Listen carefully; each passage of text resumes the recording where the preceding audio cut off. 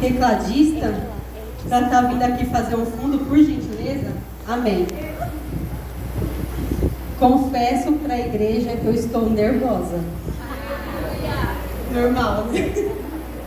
Falei para Lê, eu não prego, eu conto meu testemunho. Ela deixa que Deus use a sua vida. E desde quando começou o culto até agora, Deus tem ministrado muito forte no meu coração.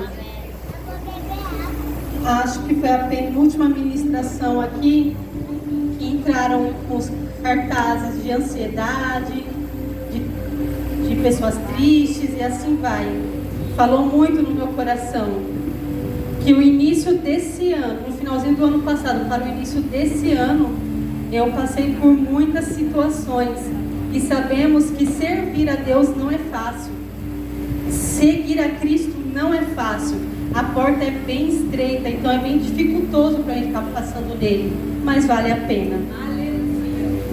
Então eu sei que assim que a Lê me falou o tema, eu falei, Deus, compreendi. Deus molda a gente. Talvez que para o homem, para a pessoa que está do seu lado, você não vale nada. Você não tem esforço nenhum. Você não tem utilidade. Mas para o nosso olheiro, você tem.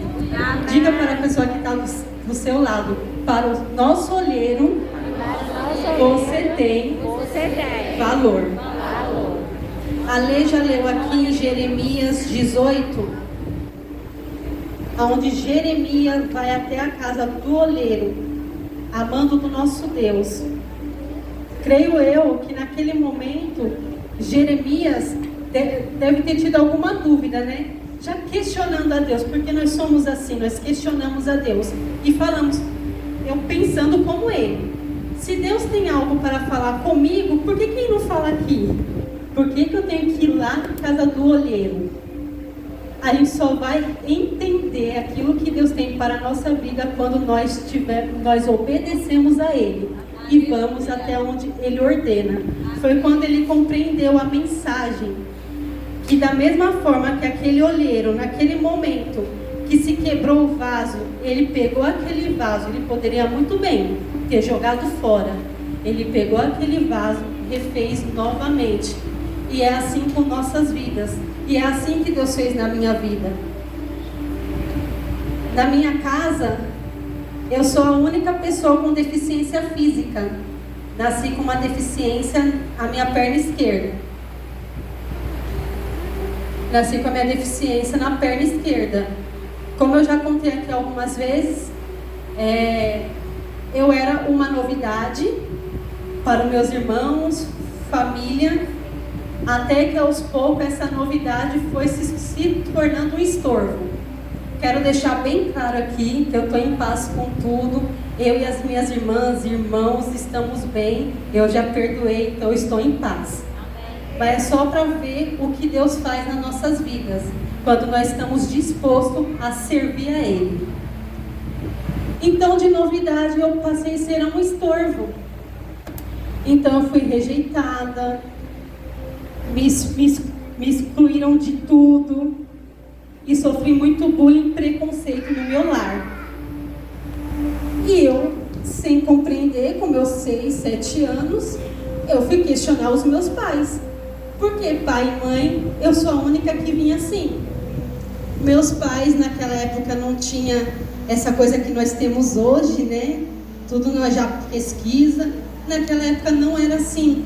Então a única forma que ele encontrou, que eles viram, é contar uma mentirinha. Eles falaram, Letícia, todo mundo passa pela mesma coisa. Então pode acontecer sim, que uma pessoa nasça sem a orelha inteira, ou nasça sem um dedo, depois cresce, nasce sem a perna, depois cresce, e assim foi. Então eu ansiosamente esperava toda noite, ao amanhecer eu estava com a perna grande. Isso nunca acontecia. E foi se passando-se os anos, e eu fui à escola. E até então não questionei os pais, porque é aquela coisa, nós temos 6, 7 anos, nós temos os nossos pais como heróis. Então por que eles iam falar alguma coisa dessa? Então eu fui à escola. E na escola eu era a única deficiente física também, tanto na minha sala quanto na escola toda. E os meus amiguinhos, eu estava já na 3ª série, já com os meus 9 anos, os meus amiguinhos começou aquela coisa de bullying, de bullying, de bullying. E eu falei, você para com isso, porque o meu pai e a minha mãe falaram que a minha perna cresce depois de um tempo. E eles riram da minha cara, riram. Até que minha professora viu, ela me convidou, falou comigo, falou assim, Letícia, talvez os seus pais não viram uma forma certa, mas infelizmente a sua perna vai ser assim para o resto da sua vida. A sua perna não cresce mais, então você vai ser uma pessoa com deficiência para o resto da sua vida. Pensa para uma criança de 9 anos que acreditou a infância toda que a sua perna cresce, ouvindo isso dos seus pais. E ouvi de um estranho, de uma professora, que isso não vai acontecer. Então foi um baque para a minha vida com 9 anos. Então eu sofri um grande baque e não queria isso de jeito algum. Eu ficava me questionando por que eu. Então eu fui questionar novamente os meus pais. E nesse questionamento, minha mãe veio, junto com as minhas irmãs, falaram assim, você só veio assim ao mundo porque o pai fez bullying com uma pessoa tal, que também era uma deficiente, e por castigo de Deus, ele permitiu que você viesse assim ao mundo para castigar o pai. Eu falei, mas o que eu tenho a ver com isso na época? Então eu tive um tempo muita mágoa do meu pai, por conta disso. Foi se passando os anos, veio a adolescência. Na adolescência foi a fase mais complicada, é a fase complicada, né? Sabemos disso. Mas para uma pessoa com deficiência, acho que é o dobro. Então tem aquela fase do corpo, tem aquela fase de você olhar um, olhar outro, já se comparar. E fora dentro da minha casa que tinha essa comparação entre eu e a minha irmã.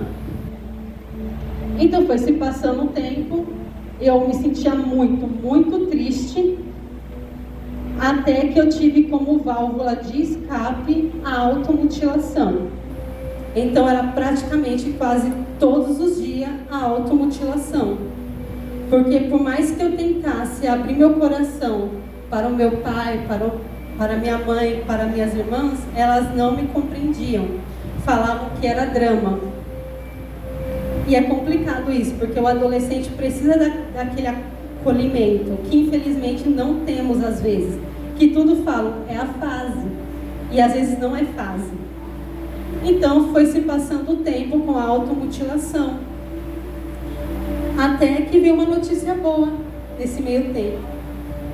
Veio a notícia que tinham marcado a minha cirurgia. Falei, glória a Deus, amém, então vamos lá.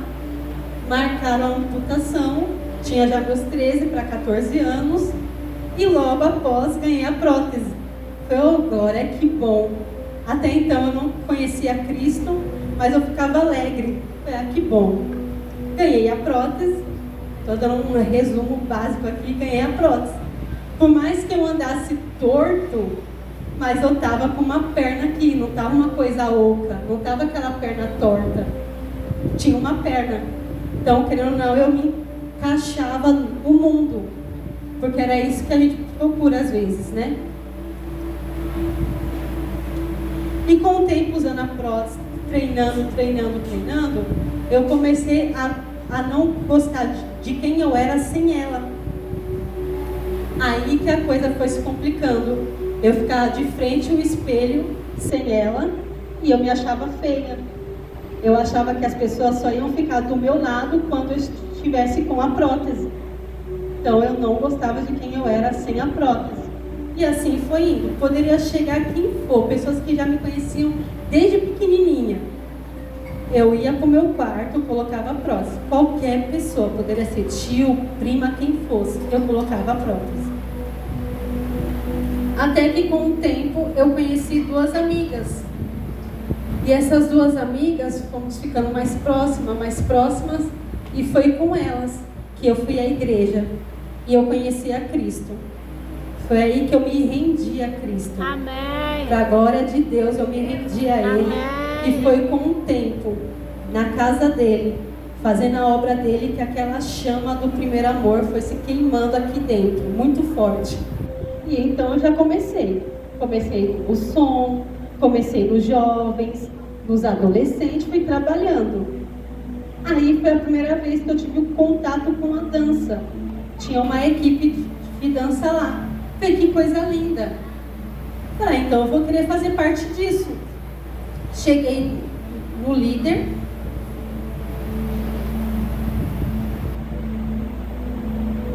Cheguei no líder e falei assim, gostaria de estar fazendo parte. Ele, amém, Letícia, você entra. Só que é assim, como você não tira a prótese, vai ter passos que a gente vai fazer no plano baixo, no chão. Então, por culpa sua, vamos ter que mudar a dança toda. Então, não vale a pena, né? Pensa bem. E aquilo foi um baque, eu falei, eita. Aí, aquela coisa, vai enraizando em nós, coisas que a gente escuta desde a nossa infância. Aí eu falei, tá certo. Mas aquilo me deixou tão triste, que aos poucos eu fui voltando a ter os meus velhos hábitos. Que eu não ia mais a Deus, eu não orava mais a Deus falando, Deus, eu estou sentindo isso, eu estou sentindo aquilo. Não, eu voltei para a prática da automutilação. E não somente a prática da automutilação, mas o álcool. Comecei na bebida dia após dia e automutilação. Acho que eu fiquei uns 3 a 4 meses longe. E é aquela coisa, a primeira vez que a gente sente a Deus, sente a presença do Espírito Santo, podemos estar aonde for, a gente sente a voz dele, a gente escuta a voz dele. E eu ouvia toda vez que eu pegava um copo ou pegava alguma faca, eu ouvia a voz do Espírito Santo, não faça isso, filha, não faça isso, filha. Então várias vezes o Espírito Santo esteve comigo. E foi daí que eu fui sentindo falta, saudade de servir a Deus, de ouvir a voz de Deus, de me render a Ele. E voltei. Voltei já com o coração triste, já envergonhada. Falei, Deus não me ama mais, mas eu vou lá, quem sabe, né? A gente não tem noção de como Deus nos ama, a gente não tem ideia disso, que o amor dele é tão grande. E mesmo assim a gente se sente envergonhados. Foi quando eu vi um burburinho, né? Está diferente a igreja. Tinha pessoas novas. Foi quando eu percebi que teve a mudança de pastores. Aí foi aí que eu conheci o pastor Caio e a sua esposa. Eles eram jovens, né? Eles tinham 30, 32 anos. Amém. Aos pouquinhos fui conhecendo eles. E o pastor Caio, ele teve um irmão que tinha síndrome de Down. Então ele tinha uma forma de conversar comigo que era meio já diferenciado. Falei, amém. Então eu fui me aproximando, Deus usava muito ele. É aquela coisa, no momento certo e na hora certa, Deus vai colocar pessoas certas na sua vida para te aproximar dele. Tenha certeza disso. E foi com o que ele fez. Colocou o pastor Caio, a sua esposa e a Mônica, que até hoje chamo ela de tia Mônica, que cuidaram, tiraram eu do meu comodismo, que nós temos esse hábito de nos acomodarmos. E Deus fazia com que usasse eles para que tirasse eu do meu comodismo. Que meu comodismo era o canto e meu comodismo era o som. Então para mim já estava bom. A dança não queria, que ia me tirar do meu comodismo, que ia ter que tirar a prótese. Mas enfim, fui voltando, fui servindo a Deus, a chama do primeiro amor veio com muita força, louvando a Deus. Aí veio os adolescentes. Acho que tinha uns 10 adolescentes na época, que chegaram em mim e falaram assim, Letícia, que tal nós montarmos um grupo de dança? Eu falei, amém, vamos. Chegamos no pastor Caio, ele não é aquele pastor chatinho, sabe? Ele já dá oportunidade mesmo, quer que o ministério cresça. Aí eu falei, pastor, eles querem montar um grupo de dança, amém? Ele, amém. Mas quem que vai ser a líder? Todos eles apontaram, ela, no caso era eu. Eu só não bati neles porque eram muitos. Eu ia sair já em desvantagem, então por isso que eu não bati. Mas amém. Eu falei, tá, ok. Porque eu não ia falar não. Eu falei, amém. Mas em casa eu fiquei, Deus, não tem como. Não tem como isso, não dá. Não tem como eu... Primeiramente, eu não entendo nada de dança. Nada. E segundo, eu não tenho perna. Não tem como, não tem como. Aí Deus falou assim, quem disse que o meu poder vai se aperfeiçoar nas suas habilidades? O meu poder vai se aperfeiçoar na sua e a fraqueza que eu tinha naquele momento era a minha deficiência. Falei, amém, Senhor. Aí foi se passando o tempo, eu falei, ó, gente, eu só vou ser a líder. Eu sei que não é fácil, mas eu só vou ser líder. Vocês montam a dança, uma vez ou outra eu faço parte, mas não será sempre. E será sempre com a prótese. Então, uma participação aqui, outra ali, e assim foi. Até que teve o nosso primeiro culto, congresso. Foi quando Deus foi falando no meu coração muito forte. Muito forte. Aí eu falava, Deus, eu sei, mas eu não consigo. Eu não consigo. Deus pede pra gente fazer algo e a gente não faz. E eu ficava aquilo queimando no meu coração, queimando. Até que numa noite, acho que foi uns 15 dias antes do nosso culto, que Deus veio falar comigo em um sonho. Neste sonho, eu estava ministrando a dança com o grupo. E quando eu estou ministrando a dança, eu levo um tombo, eu caí. E já envergonhada, olhei já para o alto, e eu vi um ser alto e com muita luz, que me pegava pela mão, dançava comigo, e quando eu fui ver, eu estava sem a prótese. No momento que ele dançava comigo, eu fazia a ministração em dança sem a prótese. E foi aí que eu compreendi que Deus queria que eu ministrasse a dança da forma que Ele permitiu que eu viesse ao mundo. Mas é difícil. Falei, amém, Deus, eu faço isso. E fiz. Não foi fácil, até hoje eu luto contra isso, porque não é fácil. Desde pequenininha é algo que está enraizado em mim, mas eu luto todos os dias porque eu sei que vale a pena, que é para Ele. Tudo que eu faço aqui é para a honra e glória do nosso Deus, amém?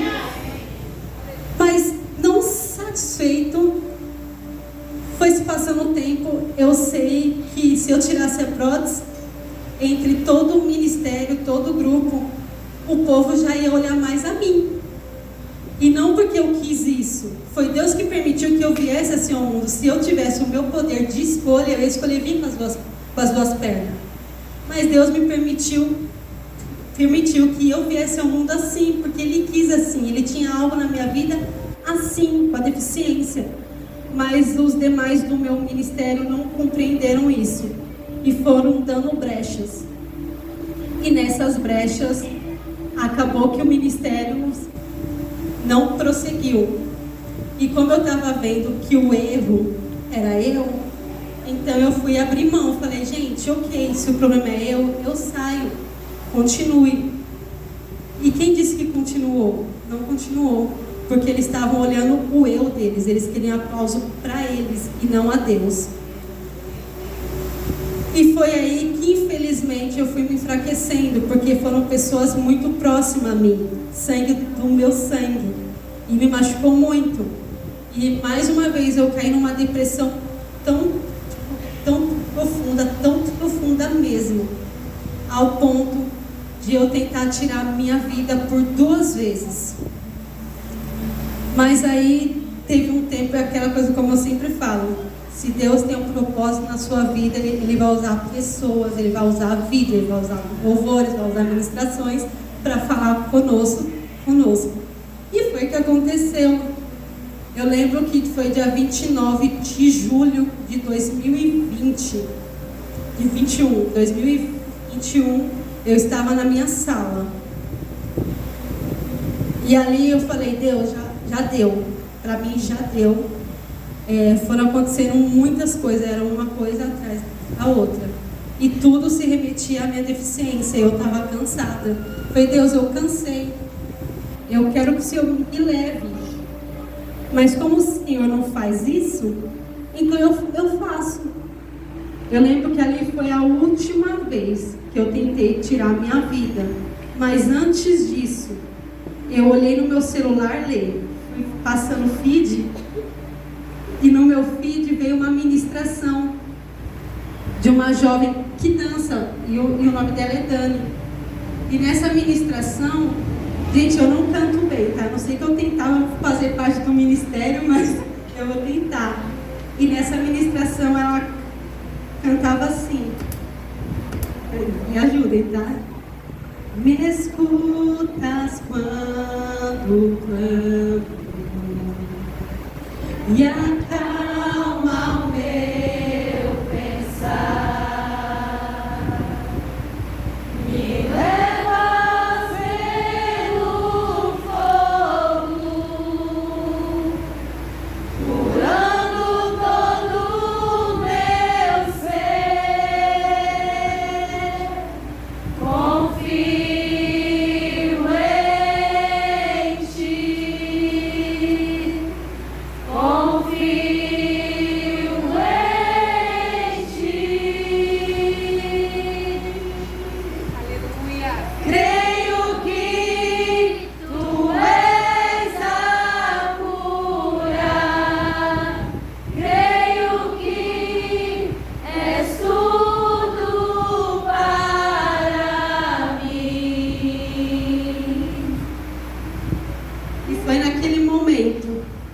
Nesse momento que eu vi essa ministração, que eu senti a presença do Espírito Santo tão forte, tão forte, tão forte, que eu desisti na hora. Eu falei, Deus, eu me arrependo agora de pensar em tirar minha vida.